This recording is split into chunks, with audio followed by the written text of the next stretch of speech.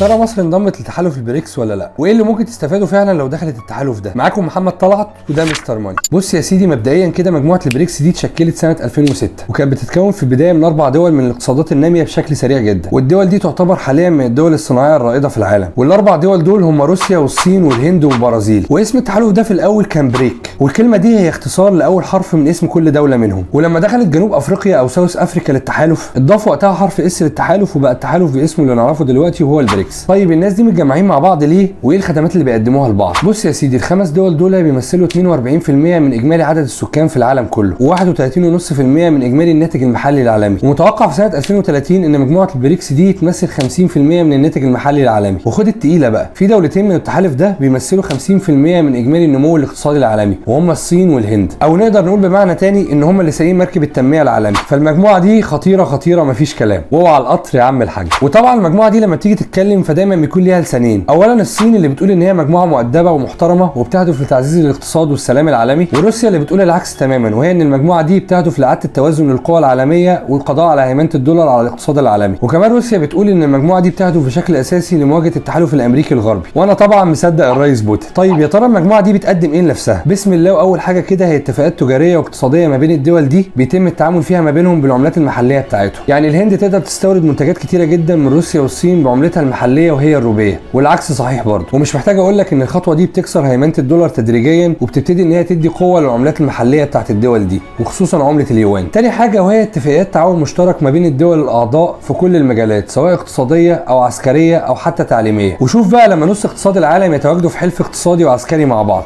تخيل ايه اللي هيحصل هناك. ثالث حاجه والاهم وهي بنك التنميه او بنك بريكس الجديد، والبنك ده تم انشاؤه في سنه 2014 براس مال حوالي 100 مليار دولار، وكان هدفه بشكل اساسي ان هو يساعد مجموعه الدول الاعضاء في حلف البريكس في مشاريع التنميه المستدامه والبنيه التحتيه. والبنك فعليا عمل اكتر من 90 مشروع للبنيه التحتيه في الدول الاعضاء بحجم استثمارات يتخطى ال 32 مليار دولار. والحقيقه ان البنك ده اتعمل اصلا عشان خاطر يكون منافس للبنك الدولي اللي المفروض ان هو بيقوم بنفس المهمه من خلال مساعده يعني الدول الفقيره والمحتاجه، يعني عشان العالم يبقى احسن والكلام العبيط ده. والكلام ده طبعا مش هو الكلام اللي بيحصل في الحقيقه، ولكن ده اللي لازم يتقال في وسائل الاعلام. وتعالى اشرح لك بسرعه النقطه دي. اجتماع دول البريكس ده يا سيدي مش بتحضره بس الخمس دول الاعضاء، ده كمان بيحضروا اكتر من 50 دوله صديقه للدول دي، ما بين دول ناميه لدول فقيره لدول غنيه جدا في افريقيا. ولكن الدول دي ما عندهاش الامكانيات الكافيه ان هي تعمل مشاريع وتستفيد بثرواتها دي. فبنك التنميه لمجموعه بريكس هيكون هو الذراع الاقتصادي للمجموعه اللي هيبتدي يفرض نفسه بالتدريج من خلال انشاء مشاريع ضخمه في الدول دي. والكلام ده هيحصل بالخصوص في قاره افريقيا اللي مليانه بالثروات الطبيعيه. وطبعا الموضوع ده مش هيكون ببلاش ابدا. الدوله اللي هتقبل التسهيلات دي باليمين هتلف بسرعه بالشمال وتدفعها على اي تنازلات اقتصاديه وسياسيه، ولكن ده مش مهم ابدا، لان ده اللي كان بيعمله البنك الدولي التابع للتحالف الامريكي الغربي. والعالم ماشي بالشكل ده بقاله فتره كبيره جدا، وتحديدا بعد ما الحرب العالميه الثانيه انتهت وبدات امريكا ان هي تسيطر على النظام العالمي بشكل مطلق. الحاجه الاخيره وهي ان مساهمه مجموعه البريكس في الاقتصاد العالمي بقت بنسبه 31.5%، بينما مجموعه الجي 7 او السبع دول الكبرى نسبتها بقت اقل من مجموعه البريكس وبقت 30.7%. والسبع دول بيمثلوا امريكا واليابان وانجلترا وفرنسا وكندا وايطاليا والاتحاد الاوروبي. والمجموعه دي لاول مره بقياده امريكا نسبه مساهمتها في الاقتصاد العالمي تبقى اقل من مجموعه البريكس وهي 30.7%. وده بيبين لك شويه مين اللي بيتفوق حاليا في سباق الاقتصاد العالمي ونجمه طالع حاليا. طيب السؤال الاهم، هل مصر انضمت او هتنضم فعلا للتحالف ده؟ في الحقيقه محدش يقدر ياكد او ينفي الموضوع ده بشكل واضح، لان في حوالي 23 دوله قدموا طلبات رسميه للانضمام للتحالف، من ضمنهم 5 دول عربيه زي مصر والسعوديه والامارات والجزائر والبحرين. فالتحالف ده عشان يقبل دول جديده فيه لازم تكون بتمثل له اضافه اقتصاديه او عسكريه. وفي الحقيقه افضل دولتين هيقدموا اضافه اقتصاديه للتحالف هم السعوديه والامارات،